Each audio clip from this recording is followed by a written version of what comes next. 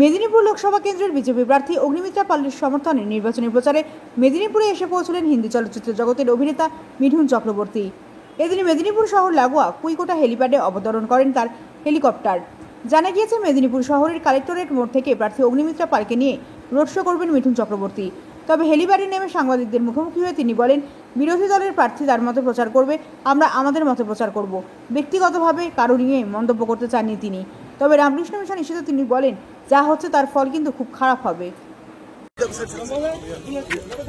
Side দাও, side দাও, side দাও, একটু একটু সামনের দিকটা সাইড দাও, সামনের দিকটা ছাড়ো, সামনের দিকটা। সুনীল, আমার বোন আজকে অনেকে হয়তো জানেন না, এই যে এমএলএ ফাটাকেষ্ট ভাই, তুমি আগে ফটো রাখবে না, এদিকে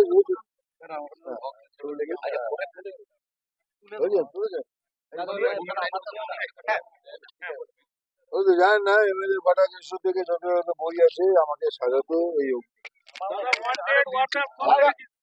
আর বলুন। আর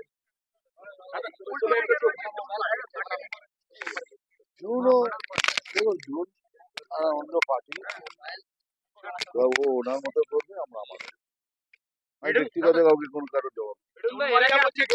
তৃণমূলের প্রায় 20 থেকে 22 জন এমএলএ আপনার সঙ্গে নাকি যোগাযোগ রাখতো, সেই যোগাযোগ এখনো রেখেছে নাকি? আপনি কি দেখেননি কিছু? ভালো করে চোখ খুলে বুঝতে পারেন না? এখনো কি যোগাযোগ আছে?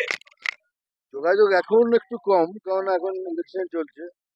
আক্রমণ করা হচ্ছে আমরা রামকৃষ্ণ মিশন স্কুল থেকে শুরু করে। কি গর্বের ব্যাপার বলুন তো আমাদের জন্য, তাই না? পশ্চিমবাংলার খুব গর্বের ব্যাপার।